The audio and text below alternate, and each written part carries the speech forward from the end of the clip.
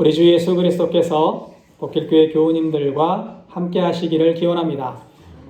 추워지는 날씨 속에도 주님께서 교우님들 건강을 돌보시고 매일 은혜와 복을 넘치게 부어주시기를 기도하고 또 기도하겠습니다. 오늘 본문은 이스라엘의 두 번째 왕인 다윗이 왕으로 선택되는 이야기입니다. 본문을 읽다가 여러 가지 질문이 머릿속에 떠올랐습니다. 하나님께서 왜 다윗을 선택하셨을까? 하나님께서 다윗을 선택하신 기준은 뭘까? 또 우리가 하나님의 능력을 체험하기 위해서 어떤 준비를 해야 할까? 라는 질문들이 떠올랐습니다. 말씀을 통해서 이 문제들을 하나씩 생각해 보겠습니다. 1절 말씀 읽겠습니다. 여호와께서 사무엘에게 이르시되 내가 이미 사울을 버려 이스라엘 왕이 되지 못하게 하였거늘 네가 그를 위하여 언제까지 슬퍼하겠느냐?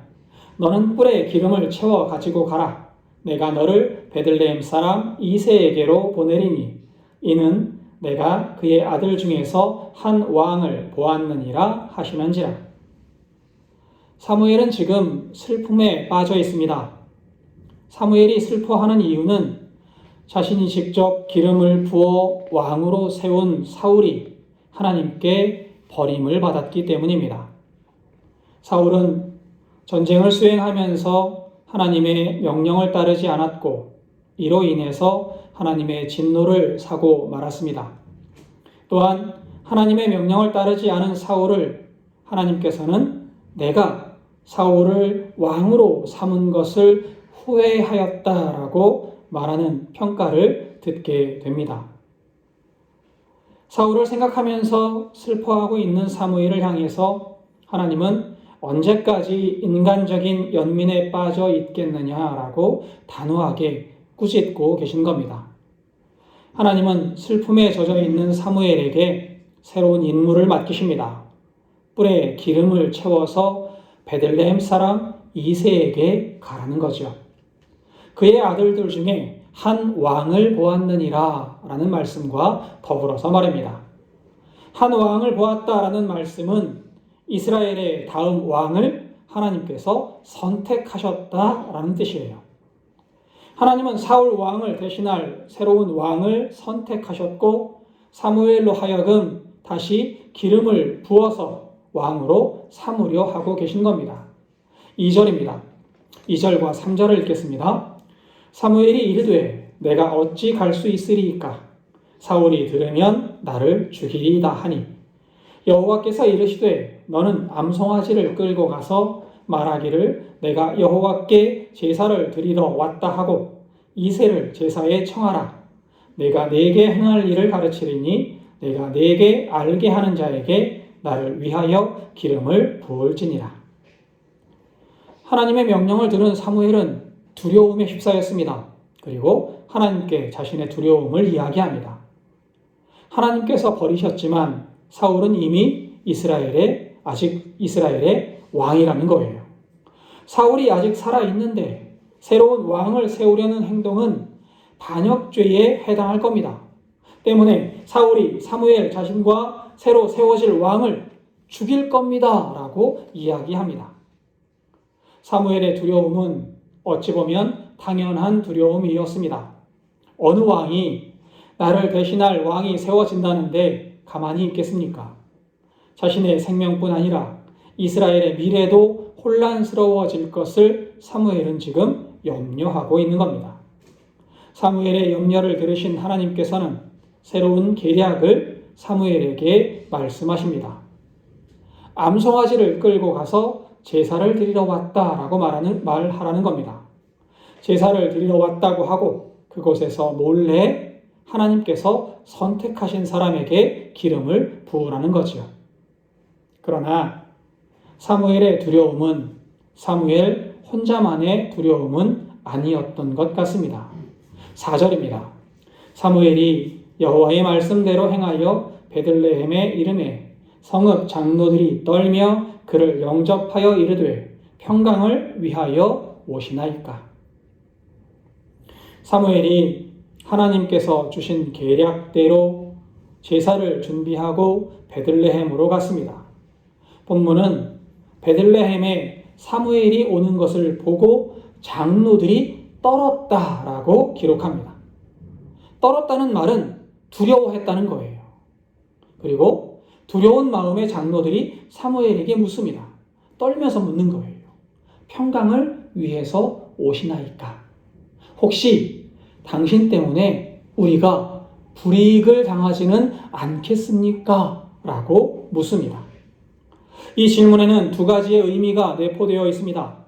당시에 선지자들의 방문은 하나님의 심판을 선포하기 위한 방문으로 여겨졌습니다. 그러니 사무엘이 베들레헴을 방문했을 때 혹시 하나님의 심판이 베들레헴에 임하는 것은 아닐까라는 두려움이 장로들에게 있었다는 거예요. 또 하나의 두려움은 사무엘과 사울 왕의 관계가 깨어졌다는 것, 사실을 온 이스라엘이 알고 있었습니다. 이 사실을 알고 있었으니 장로들이 사무엘의 방문으로 인해서 사울 왕이 보복하지는 않을까 두려워하고 있었던 거지요.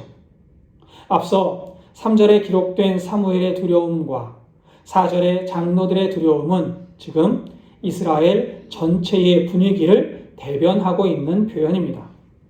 이들이 느끼는 두려움은 이스라엘 전체가 느끼는 두려움이었던 거예요. 하나님께서 사울 왕을 버렸다고 하는데 그렇다면 이스라엘은 어떻게 되는 걸까?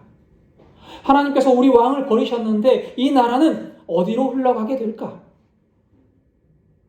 만약에 이 나라에 하나님의 심판이 임하면 나, 또 우리 가족, 내 아이들은 어떻게 되는 걸까? 이 두려움이 온 이스라엘 속에 퍼져 있었던 겁니다. 사실 두려움이라는 감정은 인류 역사에서 끊이지 않고 인간을 괴롭히는 감정이었습니다. 창세기 3장에서 아담이 하나님께서 금하신 열매를 먹고 하나님을 피해 나무 뒤로 숨었습니다. 하나님께서 아담을 찾으시면서 네가 어디 있느냐라고 물으실 때 아담은 내가 두려워서 숨었나이다 라고 대답합니다. 인류가 죄를 짓고 나서 제일 먼저 느낀 감정이 두려움이었던 거예요. 예수님께서 부활하신 이후에 제자들을 찾아오셨을 때 제일 먼저 선포하신 말씀도 바로 두려워하지 말라 였다는 사실을 기억하면 두려움은 인류의 어둠을 상징하는 감정이라고 말할 수 있을 겁니다. 복길교회 교우 여러분, 여러분들도 두려움을 느끼시지요? 지금 여러분들이 느끼고 계신 두려움은 뭡니까? 자녀들에 대한 두려움입니까? 아니면 죽음에 대한 두려움입니까? 그도 아니면 어떤 두려움을 느끼고 계십니까? 5절 말씀을 읽겠습니다.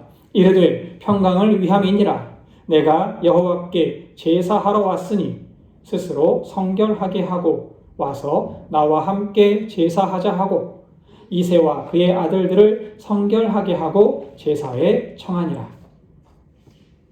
두려운 감정을 묻는 장로들에게 사무엘은 평강을 위해서 왔다라고 대답합니다. 여러분, 하나님의 사역은 평강을 전하는 사역입니다.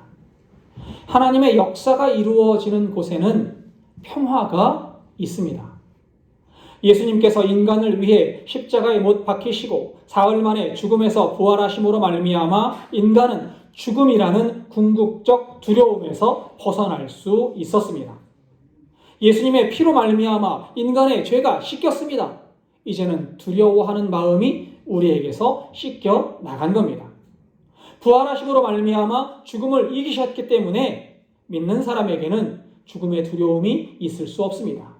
또한 우리에게도 부활하신 주님과 함께 하늘 생명에 동참할 수 있다는 희망이 생김으로 말미암아 지금 이 땅에서 누리는 두려움을 떨쳐낼 수 있습니다.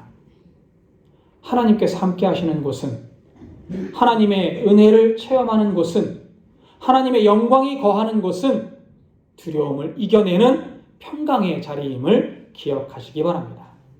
지금 사무엘이 하고자 하는 일, 이스라엘에 하나님께서 선택하신 왕을 세우는 일 역시 분명 이스라엘의 진정한 평화를 이루는 일이 될 것이라고 사무엘은 믿었습니다. 그래서 평화를 전하러 왔노라 라고 사무엘이 말할 수 있었던 겁니다. 사무엘은 장로들에게 평강을 위해서 왔다라고 말을 하고 이새의 아들들을 제사에 청합니다. 6절과 7절입니다. 그들이 오매 사무엘이 엘리압을 보고 마음에 이르기를 여호와의 기름 부으실 자가 과연 주님 앞에 있도다 하였더니 여호와께서 사무엘에게 이르시되 그의 용모와 키를 보지 말라. 내가 이미 그를 버렸노라. 내가 보는 것은 사람과 같지 아니하니 사람은 외모를 보거니와 나 여호와는 중심을 보느니라 하시더라. 본격적으로 사무엘이 이새의 아들들을 보고 하나님께서 선택하신 왕이 누구인지 분별하게 됩니다. 사무엘이 처음 이새의 장자 엘리압을 보고 그 외모에 감탄을 하게 됩니다. 이 사람이야말로 하나님께서 선택하실 만한 사람이다. 이 사람이야말로 이스라엘의 왕이 될 사람이다 라고 말이죠. 사무엘의 이 판단은 사울을 왕으로 세울 때를 떠올리게 합니다. 사울이 기름 부음 받을 때 그는 훌륭한 외모를 가진 힘있는 가문 출신의 사람이었습니다. 힘있는 가문의 수려한 외모의 사울을 선택해서 왕으로 세웠지만 뒤이어 그가 실패하는 과정을 사무엘은 지켜보아야만 했습니다. 그럼에도 사울의 실패를 보면서도 사무엘은 뼛속 깊이 슬픔을 체험했던 겁니다. 그럼에도 이새의 아들들 중 사울 못지않게 키가 크고 잘생긴 엘리압을 보고 왕의 제목이라고 생각했던 겁니다. 하지만 하나님의 시선은 달랐습니다. 하나님은 단호하게 사무엘에게 말씀하십니다. 내가 그를 버렸노라. 그의 키와 용모를 보지 말라. 사람은 외모를 보지만 나는 중심을 보느니라. 하나님은 중심을 보신다라고 말씀하십니다. 중심이라는 말은 원어 성경을 보면 레바브라고 되어 있습니다. 장기, 심장을 의미하는 단어예요. 우리 몸속에 있는 장기가 레바브입니다. 흔히 이 단어를 하나님께서 사람의 내면을 보신다라고 해석하곤 합니다. 그래서 왜 그런 행동을 하는지 동기를 보시고 그 행동을 하는 사람의 진심을 보신다라고 해석하는 거예요. 여기에서 한 가지 질문이 생깁니다. 지금 사무엘 앞에 있는 이새의 아들들은 왕이 되고 싶어서 사무엘 앞에 온 사람들이 아니에요. 그냥 사무엘이 불러서 온 사람들입니다. 왕이 되고 싶은 마음도 없는 사람들을 상대로 왕이 되고자 하는 동기를 어떻게 판단할 수 있지요? 이새의 아들들은 왕이 되고 싶은 마음이 없습니다. 그러니 왕의 직분을 대하는 그들의 진심도 알 수 없습니다. 이렇게 생각해 볼 때 하나님께서 보시는 중심이라는 말은 동기나 진심이라고 해석하기가 어렵습니다. 그렇다면 하나님께서 보시는 중심은 무엇을 말하는 걸까요? 조금 더 본문을 살펴보겠습니다. 8절부터 10절입니다. 이새가 아비나답을 불러 사무엘 앞을 지나가게 하매 사무엘이 이르되 이도 여호와께서 택하지 아니하셨느니라 하니 이새가 산마로 지나게 하매 사무엘이 이르되 이도 여호와께서 택하지 아니하셨느니라 하니라. 이새가 그의 아들 7을 다 사무엘 앞으로 지나가게 하나 사무엘이 이새에게 이르되 여호와께서 이들을 택하지 아니하셨느니라 하고 하나님께서 엘리압을 버리셨다라는 말을 들은 사무엘은 이새의 아들들을 하나씩 살펴보기 시작합니다. 둘째 아비나답을 불러보았습니다. 그러나 그도 아니었습니다. 셋째 삼마도 앞을 지나가게 하였지만 하나님께서 그도 아니라고 말씀하십니다. 결국 자리에 있던 7 아들들 모두 하나님께서 선택하신 사람이 아니었던 겁니다. 사람들은 불편했을 거예요. 사무엘도 당황했을 겁니다. 분명 하나님께서 선택하신 왕이 이새의 아들들 중에 있다고 하셨는데 지금 앞에 있는 아들들 모두 아니라고 말씀하시니 사무엘은 도대체 지금 저에게 어쩌란 말입니까? 라고 하나님을 원망하고 싶은 심정이었을 겁니다. 이때 사무엘이 이새에게 묻습니다. 11절입니다. 또 사무엘이 이새에게 이르되 내 아들들이 다 여기 있느냐? 이새가 이르되 아직 막내가 남았는데 그는 양을 지키나이다. 사무엘이 이새에게 이르되 사람을 보내어 그를 데려오라. 그가 여기 오기까지는 우리가 식사자리에 앉지 아니하겠노라. 사무엘은 이새에게 여기 있는 아들들 외에 또 다른 아들이 있는지를 물었고 이새는 막내가 남았습니다 라고 대답합니다. 본문에서 막내라고 번역된 단어는 하카탄입니다. 가장 어린 또는 가장 작은 이라는 뜻을 가집니다. 삼일교회에서 목회하셨던 송태근 목사님은 이 단어를 찌꺼기라고 번역하세요. 이새에게 막내 아들은 찌꺼기처럼 여겨지는 아들이었던 겁니다. 형들이 데리고 다니면서 심부름이나 시키던 아이, 작고 하찮아서 눈여겨보지 않았던 아이가 막내 아들이었던 겁니다. 남들에게 보이고 싶지 않은 아들이 막내 아들 다윗이었습니다. 사무엘이 제사를 드리면서 아들들을 데리고 오라고 말했지만 양을 치라고 떼어놓을 정도로 보잘것없는 아이, 사무엘에게 보일 필요가 없다고 여겼던 아이, 그 아이였던 거지요. 이새에게 막내 아들이 있다는 이야기를 들은 사무엘은 즉시 그 아이를 데려오라고 이야기합니다. 이 아이가 오기 전에는 식사자리에 앉지 않겠다고 말하면서 말입니다. 그리고 12절입니다.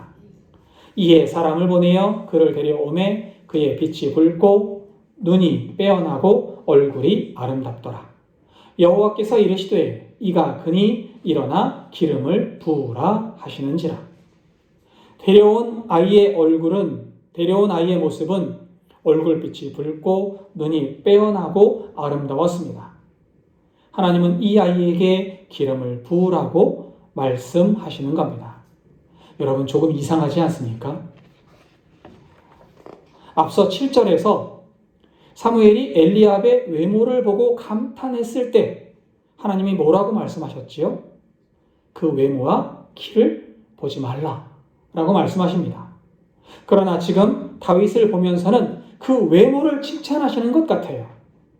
얼굴빛이 붉고 눈이 빼어나고 아름답더라. 하나님께서 사람을 보면서 그때그때 기준을 달리하시는 분인가요? 그렇지는 않겠지요. 그래서 한신대학교 구약학 교수님이셨던 장일선 목사님은 이 구절을 다르게 해석합니다. 장일선 목사님의 해석에 의하면 얼굴빛이 붉다라는 말은 나이가 어리다는 의미입니다. 고대 이스라엘에서 어리다라는 말은 미숙한 사람, 아직 한 사람의 몫을 감당하지 못하는 존재를 어린아이라고 이야기한다는 거예요. 그러니까 이새의 막내 아들은 미숙한 존재, 어리석은 존재, 하카탄, 작은 찌꺼기 같은 존재였던 겁니다. 또 눈이 빼어나다라는 말은 하나님의 말씀을 간구하고 찾는 눈을 가졌다라는 의미입니다. 늘 하나님의 말씀을 들으려고 하고 들은 말씀을 마음에 새기는 사람, 그 사람이 다윗이었던 거지요. 얼굴이 아름답다라는 말은 하나님께서 기뻐하신다라는 뜻입니다. 하나님께서 원하시고 하나님께서 사랑하시는 존재라는 말입니다.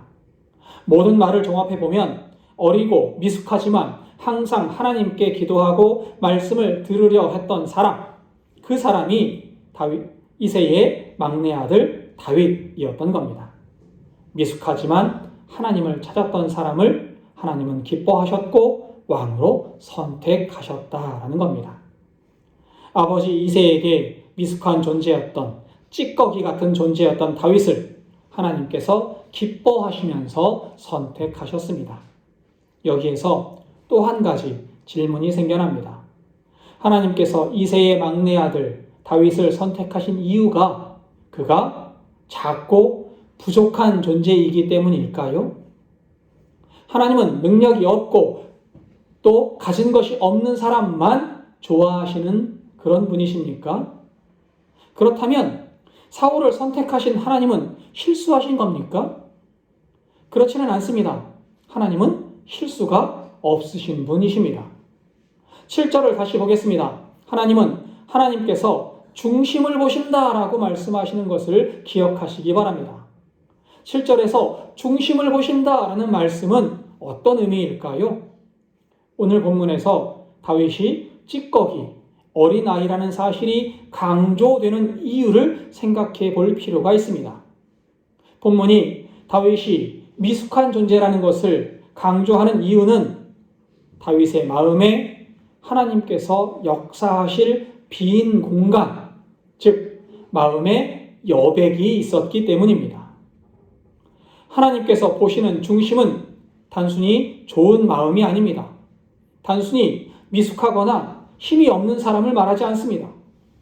하나님께서 들어오실 수 있는 마음의 여백, 곧 자신을 비워서 하나님의 뜻을 담을 수 있는 공간을 가지고 있는 사람, 또 그 공간, 그것을 중심이라고 말씀하시는 겁니다. 하나님께서 사울을 버리실 때 사무엘을 통해 사울에게 전하신 말씀을 기억하시기 바랍니다. 사무엘상 15장입니다. 사무엘이 이르되 왕이 스스로 작게 여길 그때에 이스라엘 지파의 머리가 되지 아니하셨나이까? 여호와께서 왕에게 기름을 부어 이스라엘 왕을 삼으시고. 19절을 읽어볼게요. 어찌하여 왕이 여호와의 목소리를 청종하지 아니하고 탈취하기에만 급하여 여호와께서 악하게 여기시는 일을 행하였나이까? 여러분, 사무엘이 스스로를 작게 여겨서 그 마음에 하나님의 뜻을 담았습니다. 사울이 스스로를 작게 여겨 그 안에 하나님을 향한 갈급함을 가졌을 때 그는 이스라엘의 왕이 될 수 있었습니다. 이후에 욕심이 가득해지고 하나님의 말씀을 듣지 않게 되었을 때, 마음이 하나님에게서 떠났을 때 사울은 하나님께로부터 버림을 받았던 겁니다. 하나님께서 오늘 사울의 뒤를 이을 왕을 선택하셨던 기준도 부족한 사람을 찾으신 것이 아닙니다. 부족함으로 인해서 그 안에 하나님과 함께 하고자 하는 갈급한 심령이 있는 사람, 하나님은 그 사람을 찾으셨던 거예요. 하나님께서 역사하실 마음의 공간이 있었기 때문에 다윗은 선택받을 수 있었던 겁니다.